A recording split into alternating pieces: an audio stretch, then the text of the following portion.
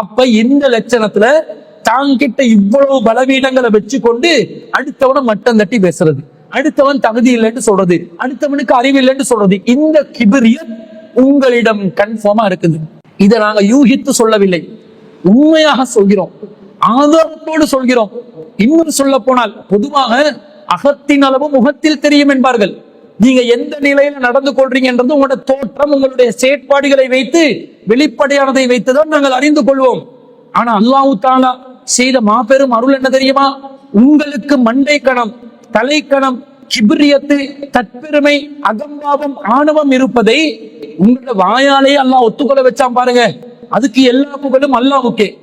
வாயால தெளிவாக சொல்கிறார் முஃபாரிஸ் ரசாதி என்பவர், தெளிவாக சொல்கிறார், என்னிடம் பெருமை இருக்கிறது, நாம் பெருமைக்குரியவன் தான், அல்லாஹ் என்ன மன்னிக்கணும், நானும் பலவீனமான அடியான் தானே, பெருமை இருக்கலாம் இல்லாமலும் இருக்கலாம் என்று மாத்தி மாத்தி பெருமை இருப்பதை ஒவ்வொரு டிசைனா சொல்லி கொண்டிருப்பதை அவர் பேசுகின்ற அந்த அவருடைய குரல்லையே மக்கள் கேளுங்க. பெருமை இருக்குதா இல்லையா அல்லாஹ் ஆலம். பெருமை இருக்க கூடாது, நாங்க இருக்கலாம், நான் பலவீனமான ஒரு அடியான், என்கிட்ட பெருமை இருக்கலாம், அதை இல்லாமல் ஆக்குறது நான் முயற்சி செய்யறேன். சும்மா என்னத்தையோ வச்சு ஓத தெரியாது ஒண்ணு தெரியாது உளறிட்டு போறேன். நீங்க பெருமையில நான் பெருமையெல்லாம் பேசுறேன், நீங்க பெருமைன்னு எடுத்துக்கொள்ளுங்க. எனக்கும் இப்போ குர்ஆன் வசனம் பாடம், இப்ப முழு குர்ஆனே நீ பாடம், நான் பெருமை நீ பெருமை, இப்ப அது பெருமை தான், நான் பெருமை சொல்றேன். புத்தகத்துல எழுதி வச்சிருக்கோம். இப்ப இந்த புத்தகத்துல பெருமைக்கு எடுத்து காட்டுறேன். இந்த உலூமுல் ஹதீஸ் முஃபாரிஸ் இப்னு தாஜுதீன் அர்-ரஷாதி நம்ம எழுதி வச்சிருக்கிறோம். இப்ப எத்தனை இமாம்களோட இதுல ஆராய்ச்சி செஞ்சு எழுதி வச்சிருக்கோம். நான் பெருமையில தான் சொல்றேன், நான் பெருமையில தான் சொல்றேன். நீங்க அதை பெருமையில நீங்க எடுத்துக்கொள்ளுங்க. என்கிட்ட பெருமை இருக்குதா இல்லையாண்டா அல்லாஹ்க்கு தான் தெரியும். பெருமை இருக்க கூடாது, ஆனா என்னிடம் பெருமை இருக்கலாம். இது அந்த பைபிள்ல பாவுல் அடியார் சொல்ற மாதிரி இருக்குது. நான் பொய்யாக பேசவில்லை, நான் பொய்யும் பேசலாம், பொய் சொல்லாமலும் இருக்கலாம் என்று பைபிள்ல புதிய ஏற்பாட்டுல பாவுல் அடியார் என்று ஒருவர் தன்னை அந்த கிறிஸ்தவ சமூகத்தை அவர் தான் திசை திருப்புவாரு. அந்த மாதிரி சலஃபிகளுடைய முகத்துல இந்த அளவுக்கு கரிய பூசின ஒருவரை நான் பார்த்ததே இல்லை. அந்த அளவுக்கு வெட்டி தரக்கூடிய வச்சுட்டாரு.